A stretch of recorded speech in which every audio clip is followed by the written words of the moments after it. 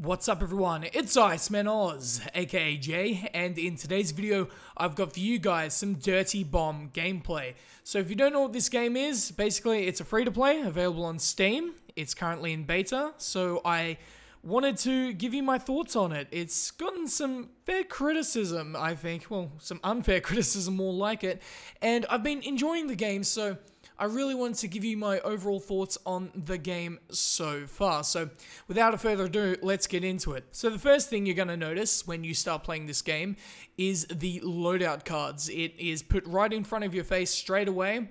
It is a interesting thing because obviously with free-to-plays, it can be said that a lot of it's pay to win, and that's how they got to make their money, right? I mean, if they're not selling the game for a price, they got to make their money another way, and this is basically it.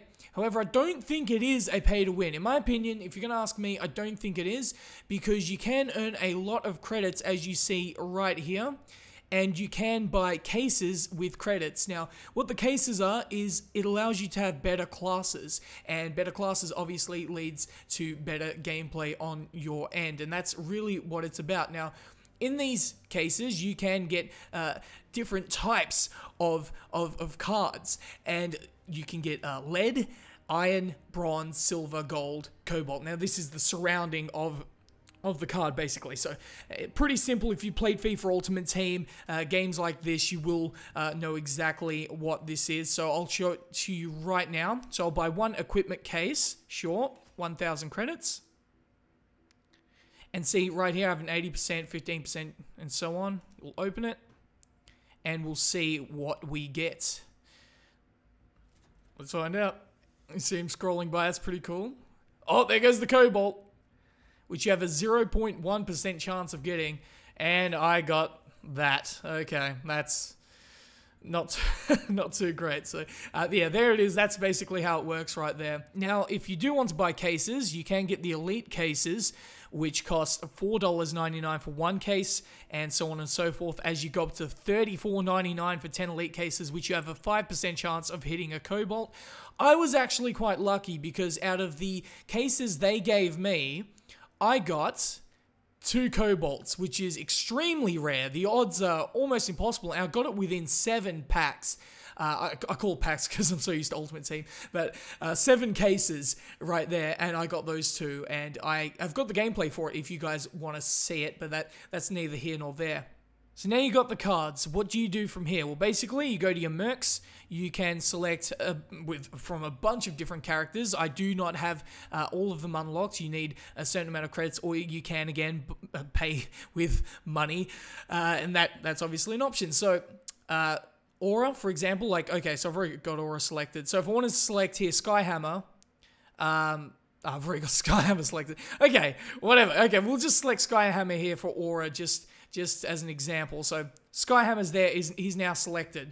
So you just drag it over, and it's as simple as that. My leading class right now is obviously Artie because he is a Cobalt, and obviously that's the way to go. Now, moving on to the game modes at hand, you have quick join, competitive match, and play the tutorial. I don't think we'll be doing that right now. You also have a server browser. Now, this is definitely important. I know a lot of games are missing server browsers, and it's one of the most important things when it comes to any video game, really, in my opinion, just to have the choice of what type of match you want to have, and to have that readily available is definitely important. Call of Duty has definitely failed at this, and I think they should catch up, quite frankly, and the fact that free-to-play is doing it better than Call of Duty quite says something, in my opinion. But the other option here is quick match. So if you just quickly want to get into a game, that is absolutely possible. You can choose out of 6v6, 6v7, and 8v8.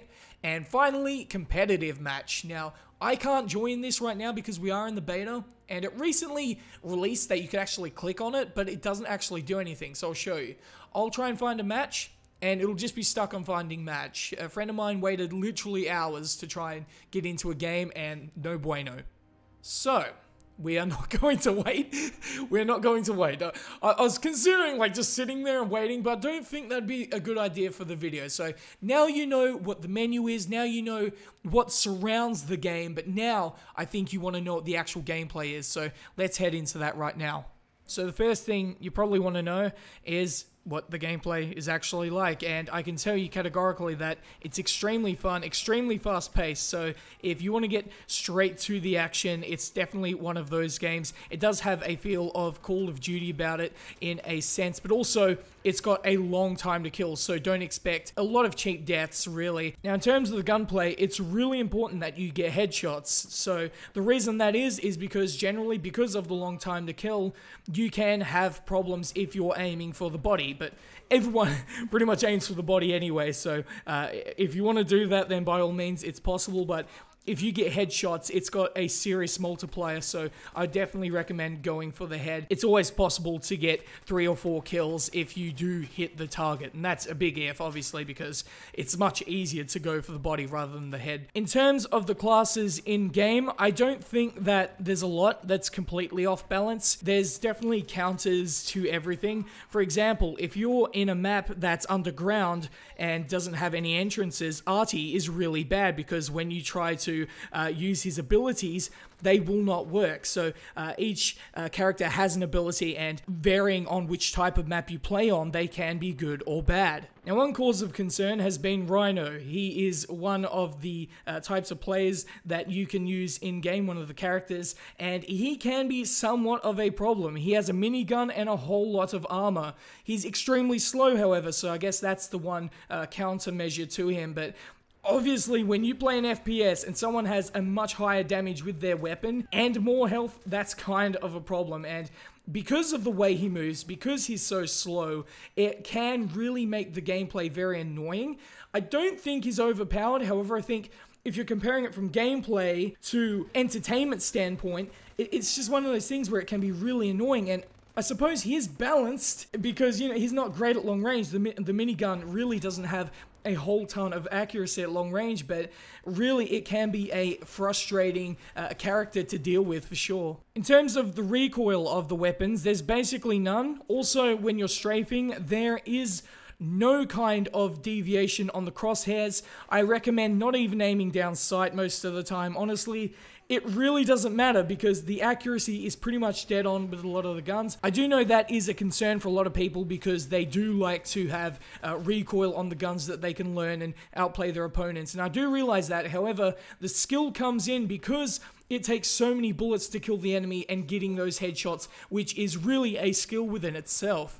So now we got the important stuff out of the way. I think overall the game is worth playing. It's one thing for me to tell you, you know, all these different things, what's annoying me and everything, but it's another thing to try it for yourself. You can get it on Steam right now. It's in the beta, so if you want to get it, I definitely recommend trying it out for yourself, and I think you'll have a lot of fun. A lot of people who have played it really have liked it.